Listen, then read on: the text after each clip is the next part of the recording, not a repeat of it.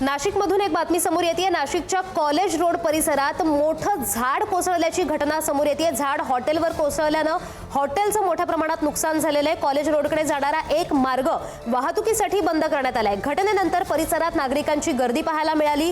वाहतुकीवर सुद्धा याचा परिणाम झालेला आहे। उपमहापौर विलास शिंदे स्वतः घटनास्थळी दाखल झालेत। झाड हटवण्याचं काम सध्या युद्ध पातळीवर सुरू असल्याचं कळतंय। महापालिका आणि संबंधित यंत्रणा सुद्धा सध्या घटनास्थळी दाखल झाल्याचं कळतंय। नाशिकमधून ही मोठी घडामोड आपण पाहतोय। पुन्हा एकदा पावसामुळे झाड पडल्याची घटना नाशिकमधून समोर येतेय। नाशिकच्या कॉलेज रोड परिसरात ही घटना घडलेली आहे। नाशिकच्या कॉलेज रोड परिसरात मोठं झाड कोसळलंय। झाड हॉटेलवर कोसळल्यानं हॉटेलचं नुकसान झाल्याचं कळतंय। कॉलेज रोडकडे जाणारा एक मार्ग वाहतुकीसाठी सध्या बंद करण्यात आलेला आहे। घटनेनंतर परिसरात नागरिकांची गर्दी झाल्याचं पाहायला मिळालं। याचा परिणाम वाहतुकीवर झालेला आहे। उपमहापौर विलास शिंदे स्वतः घटनास्थळी दाखल झाल्याचं कळतंय। नाशिकच्या कॉलेज रोड परिसरातून ही आपण दृश्य पाहतोय। झाड कसं कोसळतंय ते सुद्धा या दृश्यामध्ये स्पष्ट दिसतंय। नाशिकच्या कॉलेज रोड परिसरात मोठं झाड कोसळल्याचं कळतंय।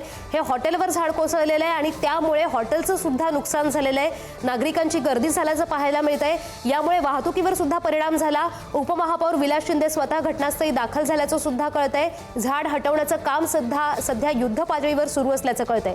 महापालिका आणि संबंधित यंत्रणा सुद्धा घटनास्थळी दाखल झालेल्या आहेत। नाशिकच्या कॉलेज रोड परिसरातली आपण दृश्य पाहतोय। या परिसरामध्ये एका हॉटेलवर झाड कोसळलंय।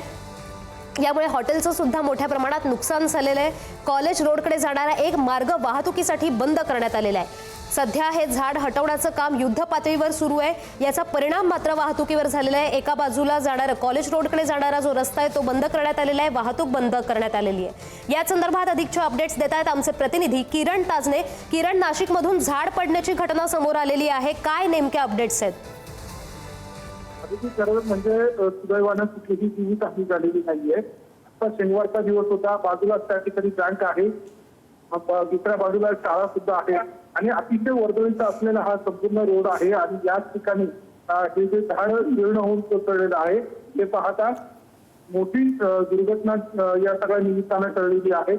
या सगळ्या दरम्यान फक्त हॉटेलचं नुकसान झालेलं आहे आणि अशा सगळ्या परिस्थितीमध्ये आता जे झाड उन्मळून पडलेलं आहे ते कापून सुरळीत रस्ता कसा करता येईल यासाठीचे प्रयत्न केले जात आहेत।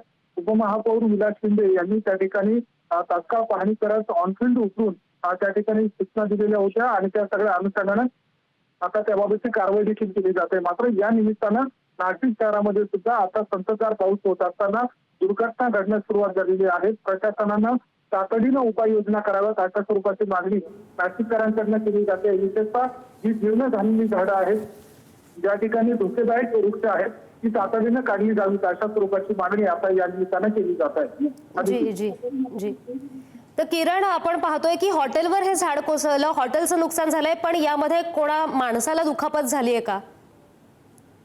सध्या तरी त्या सगळ्या संदर्भामध्ये जे सीसीटीव्हीचं दृश्य आलेलं आहे त्यामध्ये कुठलीही जीवितहानी झालेली नाही किंवा कुणी किरकोळ सुद्धा जखमी झालेली नाहीये।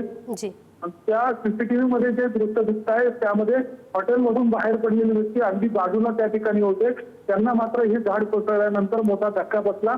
ते त्या ठिकाणाहून तात्काळ बाजूला दिले। कुठल्याही स्वरूपाची त्यांची या सगळ्या दरम्यान बोलण्याची सुद्धा मानसिकता नव्हती, त्यामुळे आपला जीव बचावला अशा स्वरूपाची भावना ही सगळी त्यांची या सगळ्या दृश्यांमधून दिसून येते। जी, सध्या हे झाड हटवण्याचं जे काम सुरू आहे ते कुठवर आलेलं आहे? हटवले झाड, अजून काय सुरू आहे तिथे नेमके अपडेट्स? जे झाड उन्मळून पडलेलं आहे त्यासाठी तातडीनं उपमहापौर विलास शिंदे यांनी नाशिक महानगरपालिकेच्या उद्यान विभागाला पाचारण केलेलं होतं। त्यांनी तातडीनं ते झाडांच्या ज्या मोठ्या फांद्या आहेत त्या तातडीनं कट करण्याचं काम सुरू आहे। सध्याच्या घडीला रस्ता बंद आहे, त्यावेळेला झाड पूर्णतः बाहेर काढलं जाईल जेसीबीच्या सहाय्यानं, त्यानंतर हा रस्ता सुरळीत होणार आहे। जी जी, धन्यवाद किरण दिलेल्या या माहितीबद्दल।